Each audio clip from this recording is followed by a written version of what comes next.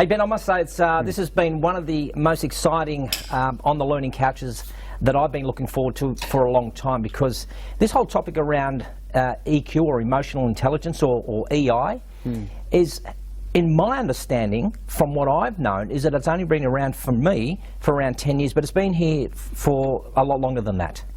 Well, some people say it's just old age wisdom redefined, but it was originally coined in the 1990s, 1990 by a couple of psychologists, Peter Salovey, who's now the dean, or who's now the president, I should say, of Yale, and his colleague Jack Mayer from New Hampshire. So, you know, some people sort of say it's a bit of a fad, or it was a fad. Well, we're in our third decade of emotional intelligence now, and I think, like other great constructs in psychology, personality, intelligence, motivation, I think it's here to stay. I think one of the things that I saw was that it actually made the cover of Time magazine in 1996, but what was the, I don't remember the headline, but what was the headline or the tagline? What's your EQ? It's not your IQ, it's not even a number, but emotional intelligence may redefine what it means to be smart. And yeah, it made the cover of Time magazine. Daniel Goleman's book on the concept is now the most widely read social science book in the world. There has been an enormous interest, I think, in emotional intelligence. Let's get to the nuts and bolts of it. What is it? Well, it's really the ability to perceive and understand emotions, to effectively express and reason with them, and to effectively regulate and manage emotions. So that's really what it is. But to understand the power of it, I think you need to take a step back and understand the science of emotions. So when you look into the science of emotions, we see that the way we feel influences three very important parts of ourselves. Firstly, the way you feel influences your thoughts and the decisions that you make. Okay? You don't ask the boss for a pay rise or more resources if the boss is in a bad mood. Everyone knows they're more likely to say no. Of course, when emotions are consciously influencing our thoughts, it's very obvious. You know, most of us can think about the best environment where we do our best thinking. But emotions powerfully influence the way we think very non-consciously and unconsciously as well. And you've only got to look into the literature on things like unconscious bias to know that fact. For example, only 15% of the male population are over 6 foot tall, yet 60% of male CEOs are over 6 foot tall. What's going on there?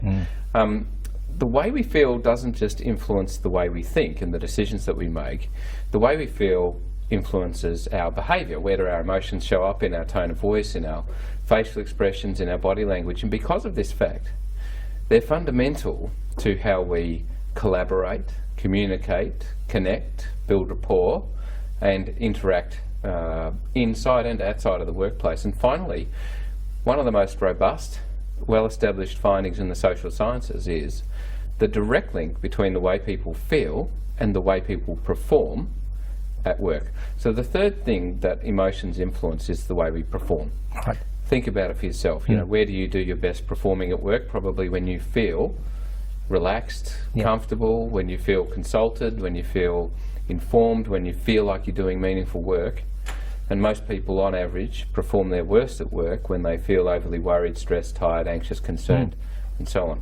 And I think one of the reasons why emotional intelligence is so popular, both from the public and the corporate sector, is the corporate sector is obviously interested in productivity and performance. And I think this is still, even today, one of the most overlooked, yet one of the most valuable things businesses can do to build productivity and performance, because the world of work that we live in today is one that's often described as do more with less, where financial pressures abound, where uncertainty is always around the corner, where the amount of information that we receive in a day is enormous, and where workplaces are more culturally and in other ways diverse. And so the complexity, if you like, of the workplace is greater than it's ever been, and that complexity can have a negative impact, if you like, because it creates negative emotions, or can, and negative emotions can deteriorate performance,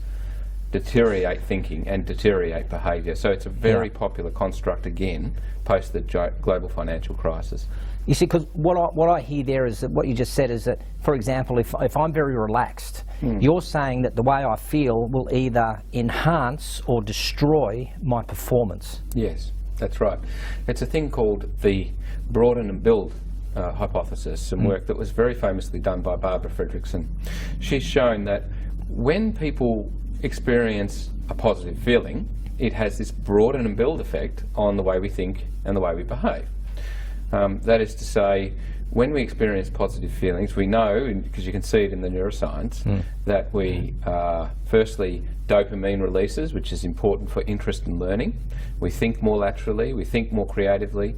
Then behaviourally, we show more interest, we pay more attention, we ask more questions.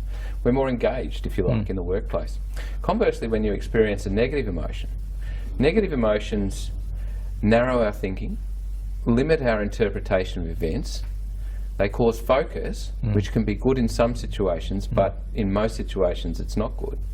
And so negative emotions have this narrowing and limiting effect. Now, I just want to draw in one example to paint the picture of what this can be like, even when you're not consciously experiencing a negative feeling. You might recall a little while back, a 777 airliner crashed in San Francisco. Came in too low and too slow, and the undercarriage of it hit the runway wall that was going out over the water. One of the #1 findings of that incident was that the pilot felt nervous about landing the plane. And those nerves narrowed the perspective, limited the interpretation of events, didn't see the subtle warning signs that were evident in the cockpit at the time, and ruined a $350 million plus aircraft. And most people can relate to this. Think about that last time you had a verbal stoush with someone. You thought of all the great things you could have said half an hour later. The reason you didn't is because your perspective was narrowed, your thinking was limited. And it is very obvious when it's conscious, but it powerfully goes on non-consciously as well. So you feel a subtle disregard for what's going on, or a subtle negative emotion. You might show less interest, you might be quicker to pick up your phone, not as ask many questions, sort of not intentionally sound or even be defensive to what's being said, those sorts of things that can be the beginnings of I can relate to that, because I guess even at some stages when you think you want to go in for an interview and really nail that interview and get it right, you walk out of there thinking, man, why didn't I say this? Why didn't I have the opportunity to say that? Is that because I'm not relaxed, or I'm already predetermining for myself a result that I think I should have had, and then I'm not focused? So what happened to me there? Yeah, well, if you felt nervous before and in the interview, that would certainly be one of the reasons why you couldn't think of the good examples that you had to give, or that your answers weren't as articulate as you might have liked. What's equally interesting, I think, to talk around that is then, well, what can you do to negate that? Yeah. What do you see elite sports people do to negate nerves in golf, for example? You see them stand up at the tee and imagine themselves in the ball. Visualise. Yeah, we can do the same thing before an interview. A lot of people, and one of the things that's become immensely popular in the workplace at the moment is mindfulness. What is mindfulness about? I like to think of it as a practice of stilling the mind. I think one of the things our mind does in today's information world is it's constantly searching forward and searching back, and thinking about the next thing, and we need time to still our mind and our thoughts, and that stilling, I think, can also still our emotions. So what about in popular psychology? They'll say something along the lines of a good level of stress actually will increase our performance. And what I'm just hearing you say is that maybe if we don't have a certain level of stress, like, and I'm not sure of how we determine what is a good level of stress, but if we're more relaxed, we will achieve greater results than what we would if we were experiencing some stress. So the idea of that pilot being in the plane, having some nerves, was not a good thing. Yeah. Well, and this is where I think this is a really good way of really nicely and precisely defining what emotional intelligence in the workplace is really all about. It's about the intelligent use of emotions to get the right results. So when you pick out on examples like stress or anxiety, you're right, a little bit of that can actually be very positive.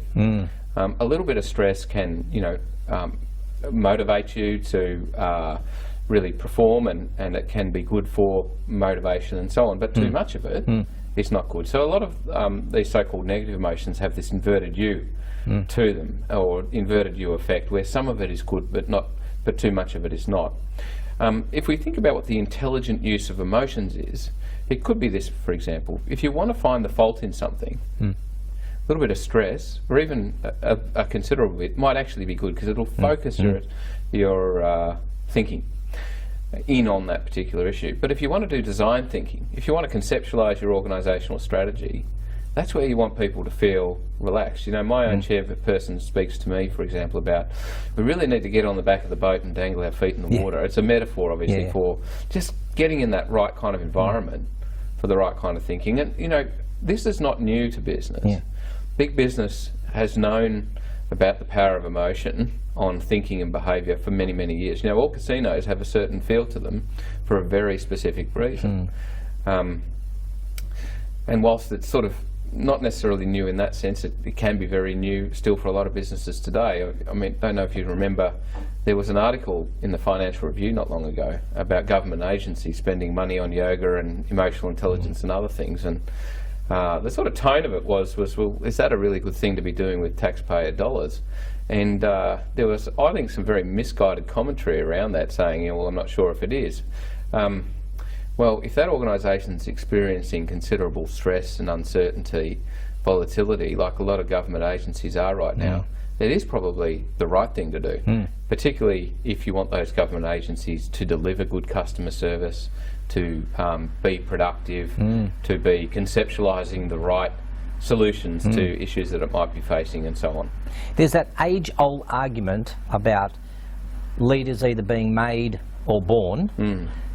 Can the same be said about EQ? Are you born with EQ, or can you actually learn it? Both. Oh. Yeah. So I think we all have, well, I don't think, the research shows we all have natural starting points with our emotional intelligence. But what the research also shows is that this seems to be a competency, or there's a level of skill to it that we also acquire and can learn. And I'm sure, you know, if you think about it for yourself, do you feel more emotionally intelligent now than when you were 15? You know, most people would say yes to that. Yeah. Yeah, my partner might have a perspective on that for me. But yeah, there seems to be this more learned part, if you like, to emotional intelligence. And if you think about it, you know, the way people express how they feel, for example, which is one of the really important aspects of emotional intelligence, it's very different in Germany to what it is in South Korea, to what it is in Australia, and so on. So there's these cultural norms that we have with emotions that we're all learning anyway. Have we caught up in Australia? Well, I think that there's a real on-the-couch discussion there. We're having it. I think all countries, Australia included, have a big opportunity to do more social and emotional learning. I think the positive things we see, I've got a 6-year-old who is no doubt doing social and emotional learning at school all the time.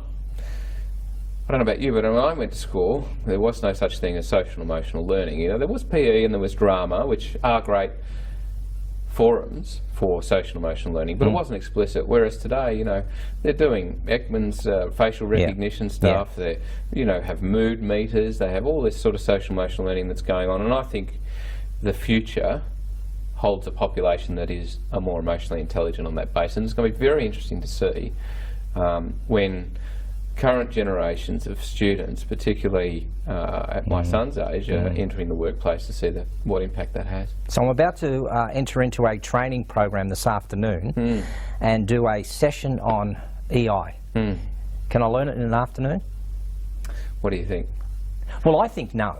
Yeah. I don't think it's a quick fix. But is it like a starting point for me that I just get, like I start to understand the processes of it? Yeah, look, I think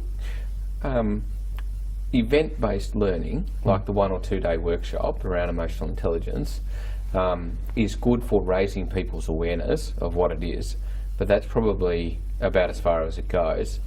I think emotional intelligence is best learnt in a learning journey, where you have short, sharp bites on it. So, you know, let's learn today what the essence of emotional self-awareness is and how to be emotionally self-aware, for example.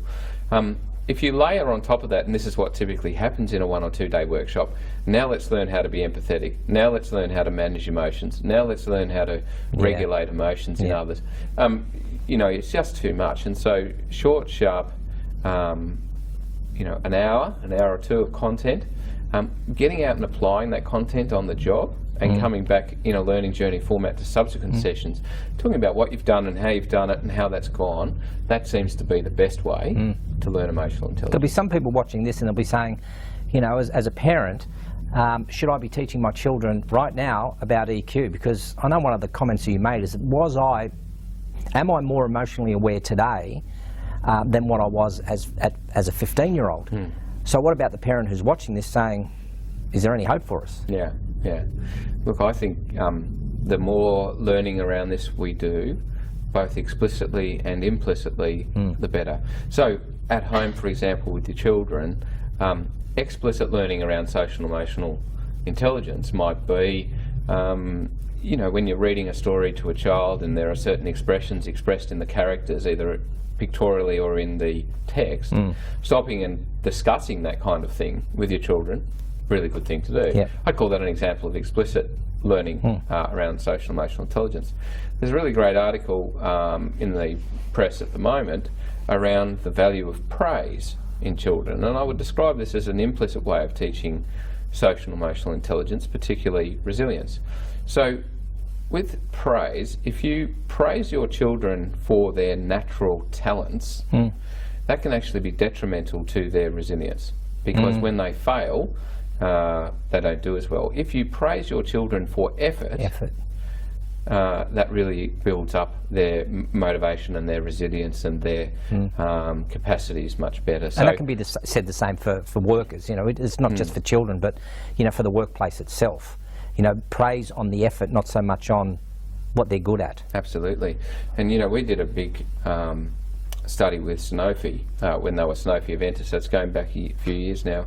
And one of the things that we fundamentally shifted in that particular program was shifting the focus off results and onto behaviour. And it was very important, because when you focus on results, people are always above or below results. But when you focus on behaviour, people then start shaping, moulding and generating more of the behaviour that should ultimately lead to results. So I think, you know, to use that praise as a metaphor and bring it into the workplace, the more we focus on the sorts of behaviours that we know generates results, the better we do than focusing on results themselves. So Ben, here we are, dressed in our fancy suits, and I'm thinking about the guy who's got the hard hat on, or the lady who's, you know, working out at the mines, fly in, fly out. They've got their high-vis shirt on, they're listening to this, and they're going, it's just a bunch of fluff, man. There's just all this softy.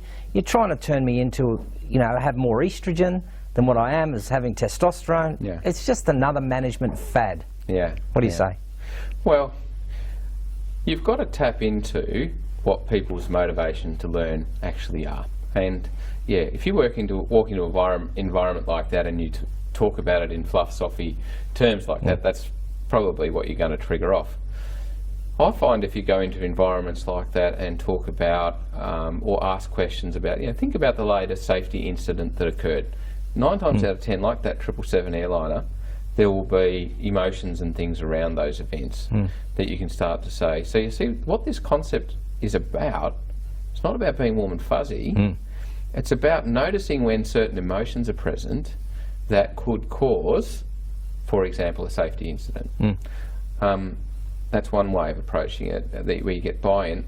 I think the other thing, and this is a tagline that I like to use for learning and development, and indeed around our business around it, is that it's game-changing for business and life-changing for people.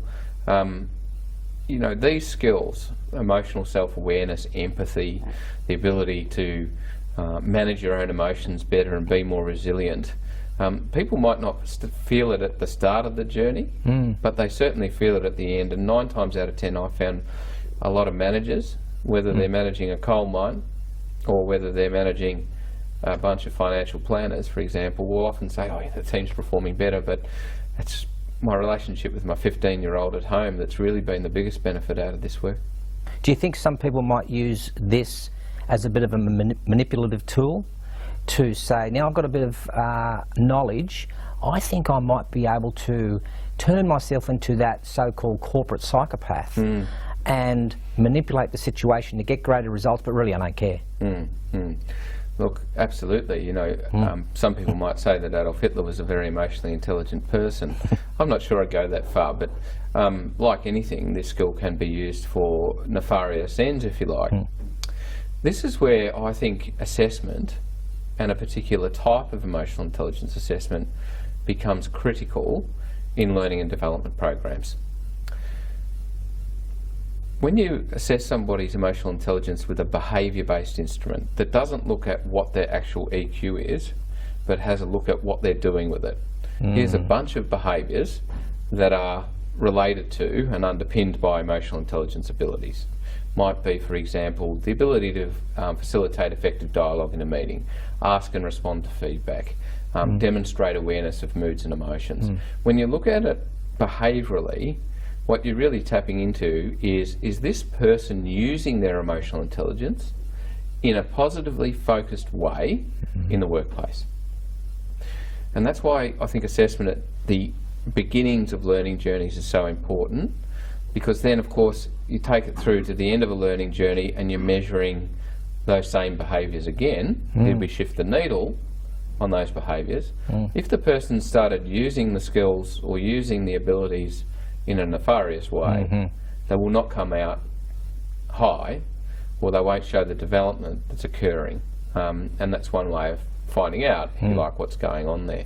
Plus, in a learning journey format, you're also saying, so what have you done and how have you done it, and so on. And if you're sitting with a bunch of your colleagues who are not only trying to apply the same things, but are witnessing what's going on in the workplace, it's a bit hard to turn up and say, oh, I'm using it in this kind of way, when actually what's being seen is the different kind of ways. So what about, you know, nowadays, I know myself, sometimes I'm just so detached from, you know, communicating with a person who might be in a cubicle opposite me that I'll send them a text or an email.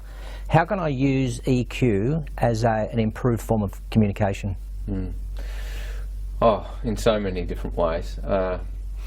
You know, there's a great power of those sort of electronic mediums, and they're great. And if you really want to create understanding, what I sometimes think is the real benefit of communicating with emotional intelligence is you get insight into the actual understanding that's going on from communicating. You know, so communicating is not just providing the information, is it?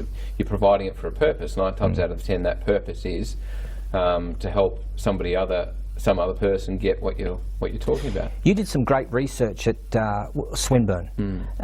What were some of your findings there when you conducted the research then? Oh, look, I think it confirmed on the most part what we know in our hearts to be true. You know, that we found that yes, emotional intelligence is a really important underlying skill that predicts leadership performance. We found that it's something that correlates with how much money you generate when you're in a sales role. We also found it to be highly related to things like customer service, by way of example. We also found it to be related to things that cost money on P&Ls in business, like how many days off you have, how much sick-related leave and how much stress-related leave are in businesses. So I think the key findings, we really determined that yes, this is an important aspect of how you are at work. We also found that it predicts life satisfaction, whether people have had or are prone to have mental or psychological disorders, how well you cope with stress, a whole range of different things. I mean, we're here talking, and you're giving me a real good sense of there are a lot of good things and a lot of pros when it comes to, you know, EI. But what are the cons? What did your research disprove, if anything? What our research shows is that emotional intelligence is not the panacea that some people describe it to be.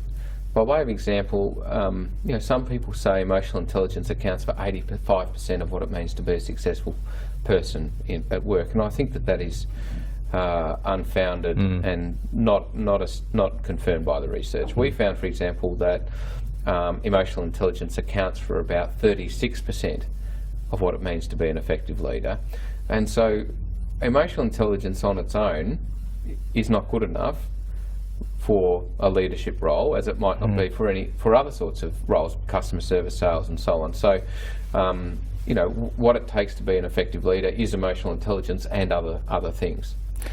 What I do find with more specific skills of the model is there can be some problems. So let's say, for example, you effectively express how you feel. That's one of the skills of emotional intelligence.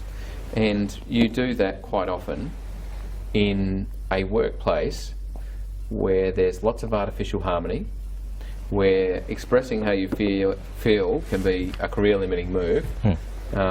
Obviously, the use of that particular skill in an environment like that may lead to trouble. Does that make sense? So, and I think that does occur when you have individuals who demonstrate some but not all the skills of the model. So, if an emotionally intelligent person was to walk into that environment who wasn't just high on emotional expression, but was also high on self-awareness, awareness of others, and regulating emotions, they might go in and go, oh, okay, when I did that, I actually had a negative result. And so they would adjust that behaviour, number one, so that not to cause themselves trouble. They might also, though, start thinking intelligently about how I influence this culture, because they would see that artificial harmony is related to mistrust, passive aggressiveness, and, you know, ultimately low ideas and low productivity in workplaces. It's interesting. I know some workers that are high on something, and it's not EQ. There are so many models of emotional intelligence. How do I know which one's more accurate? That's a big question. I think when you look at a model of emotional intelligence, firstly, it should appear to be about that.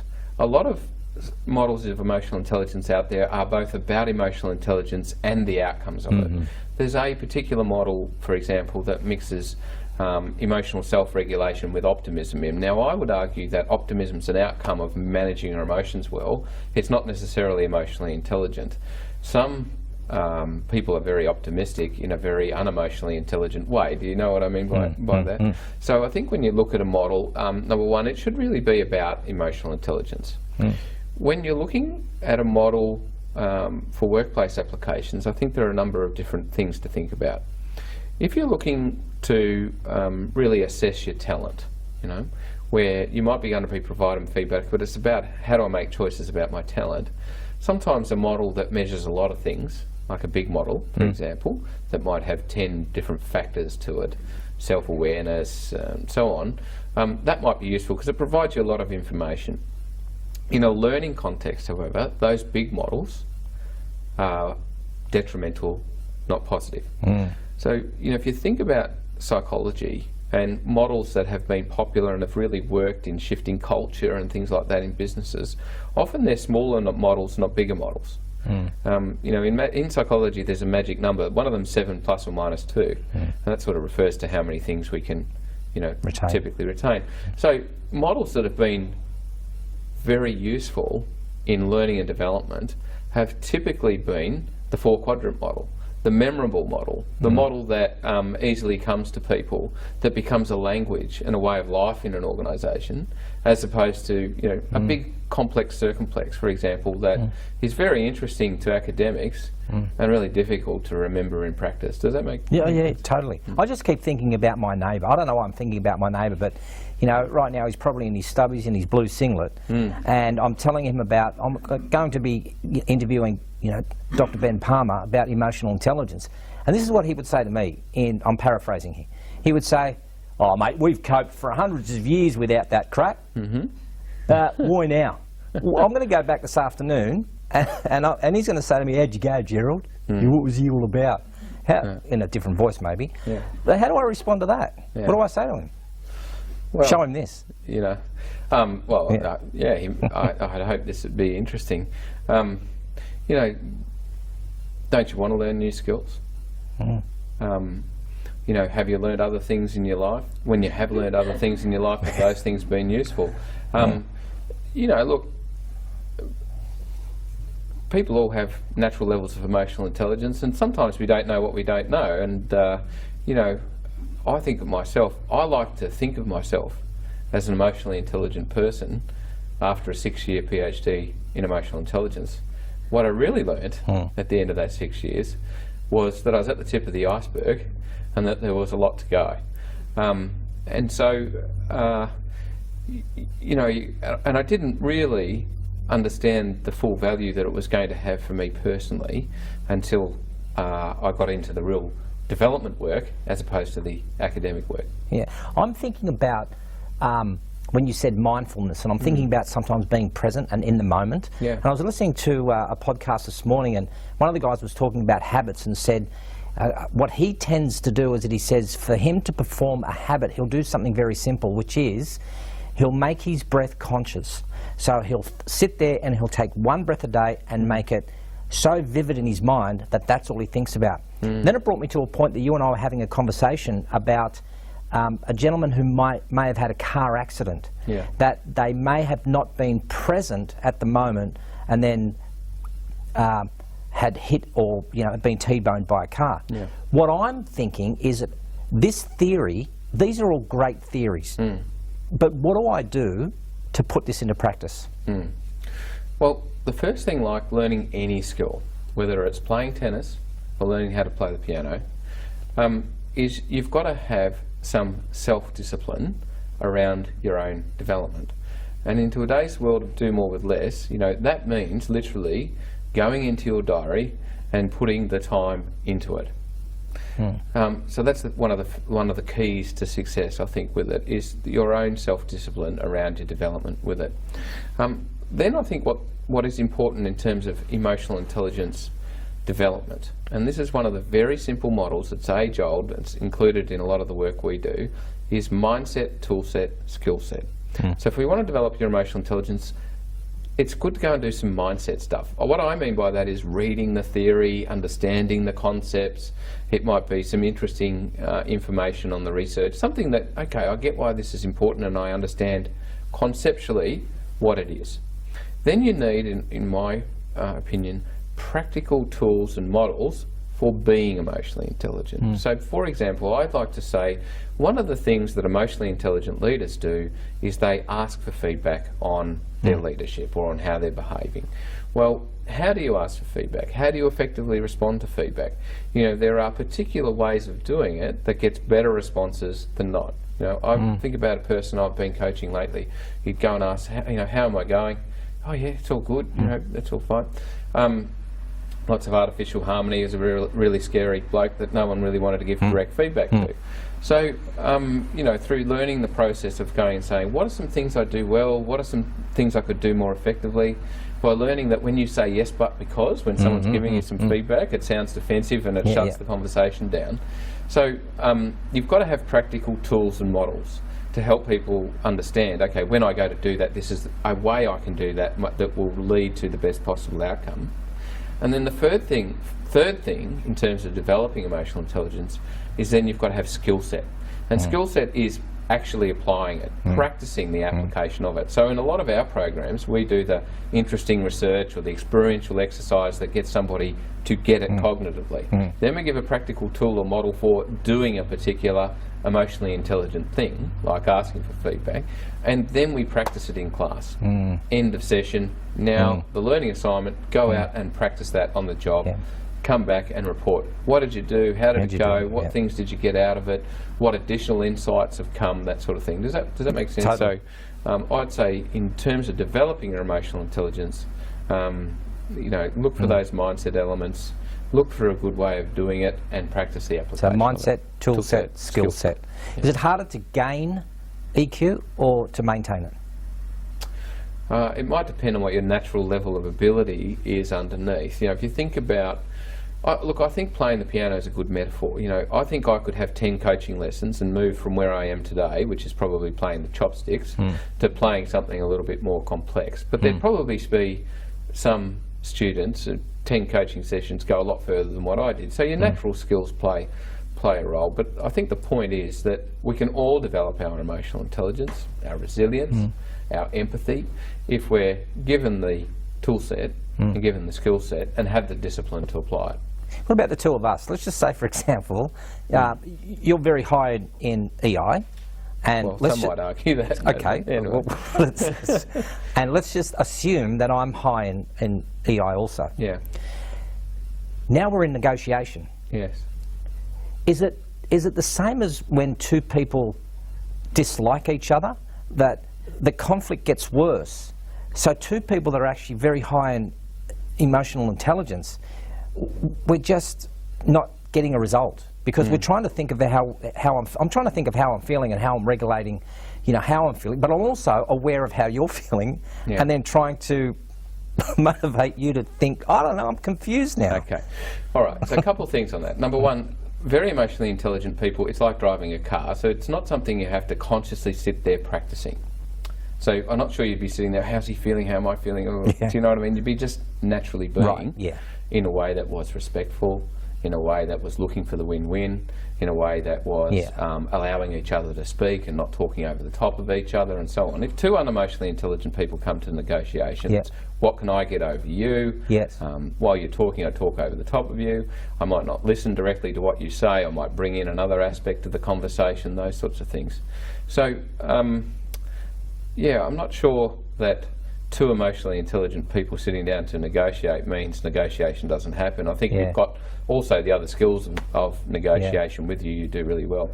Can I just draw on one thing there, because it's a really relevant point. There's some really interesting research by a woman named Nicola Shute on successful marriages. And what she looked at is, what's the longevity of a marriage when two people are really emotionally intelligent, when two people are very unemotionally intelligent together, and when one emotionally intelligent person and one non-emotionally intelligent person. Sounds a little bit familiar. Well, the longevity of a partnership where one person is emotionally intelligent and the other isn't is as good as the longevity of a marriage where two people are emotionally intelligent, as long as the person without it recognises they don't have it, owns that they don't have it, and draws on the other person's skills and capabilities when issues come up that may be solved by good emotional intelligence. Does that make sense? Totally. I'm just taking notes here. Yeah. So let's get to the core of, I think originally we started off with, what is EQ? But for maybe some people who are not familiar with those terms, what is the difference then between IQ and EQ? Well, IQ is there's how intelligent you are, and then your intelligence quotient, which is kind of a benchmark score, and EQ is sort of analogous to that, if you like. Then there's emotional intelligence, which is the analogy to intelligence, if you like. I get concerned about EQ as a term because I'm not sure that EQ is analogous to IQ. I do think they are different type of abilities. For example, our IQ or our intelligence is rather more fixed. In fact, as we sit here, it's going slightly this way instead of slightly that way. And I'm not sure that an EQ of 125 is meaningfully associated with an IQ of 125. So I personally like to use the words EI, or talk about our emotional intelligence, and I like to define it, in fact, more as a set of skills or competencies because of its more learned and malleable nature, unlike our intellectual abilities. So give me a case study. Tell me somewhere where someone has put this tool in place where you could now see, based on the results that you got and now their return on the investment that they've had, has seen that there's been a measurable increase in their performance. Give me a couple of examples of where this has worked. Okay. Let's take ANZ Bank. When John McFarlane overtook ANZ Bank, he recognised that the bank, like others, was very transactional with its customer base and almost transactional culturally internally. So they decided to do a cultural transformation of the bank. It was called the Breakout Program. It was all about becoming more human on the inside, so that that's the way we'd be with our customers on the outside. Very much built around kind of emotional intelligence development and principles, if you like. Let's become more human on the inside. Doubled the share price in the first 18 months, won Bank of the Year for 7 or 8 years in a row. I can't remember exactly now. Let me take another example. Coles. before it was bought out by Wesfarmers, decided to do shared services in the back end of the organisation. So you got multi-brand strategy, right? They recognised in one of those areas when they were coming to shared services that the wheels were off the wagon. There was a lot of disagreement in which way was the best way to do things. It was a major change project. One of the things about change is it often causes uncertainty, and uncertainty causes sabotage, procrastination, blame cultures, a lack of ownership and attention on results, or those sorts of things. So we brought emotional intelligence in there, really to help managers understand the resistance to change, why people naturally have those responses to change, and how to build positive emotions in a change environment. Got the wheels back on the wagon, doubled employee engagement, got a large change project back on track, on time and on budget, and delivered it exceptionally. And I think emotional intelligence is really, you can do anything from a cultural transformation with it to, and it wasn't the be all and end all, but to assisting a major corporate transformation or change project, through to, at Sanofi, we developed the emotional intelligence of sales managers and sales reps and improved revenue by 13%. And, I'll never forget how I think we won that tender to do that particular project. It sort of went like this, sat down, okay, they wanted to do something around emotional intelligence and sales, and I said, what about a personal transformation that has nothing to do about sales and everything to do with just self-awareness, empathy, being more resilient? Improved revenue by about 13%. Now, that might not sound like much, but it returned $6 for every dollar they spent on the program. Wow. So, but what you're talking about there is that some of those organisations have got big dollars. They've got big L&D dollars to spend on that. If I'm an SME and I want this program to go ahead and I'm interested, what does the program look like? Like a journey, not an event. I think it usually starts with some purpose. So we're working with a big hotel chain at the moment that, like ANZ, is trying to become more customer centric. And so why are we doing this emotional intelligence development? It's both to help us personally and to help us with this business strategy. So there's that win-win, life-changing for people, game-changing for business kind of component to it. I think Australians in particular like to have a good wireframe for what we're doing, and a good what's in it for me. And so there's an introductory session. We, in our own programs around emotional intelligence, because of a natural human tendency, which is to think we look a bit better than we look, we sound a bit nicer than we sound, and we are a bit more emotionally intelligent than what we really are. We like to start with an assessment to help people and ground people more on how they're showing up currently from an emotional intelligence point of view, to help tailor the training program, which parts of this are really going to be resonating with you personally, and then to take people on that journey. Are women better at this than men? Yes, they are, universally around the world. You want to think about that for a moment?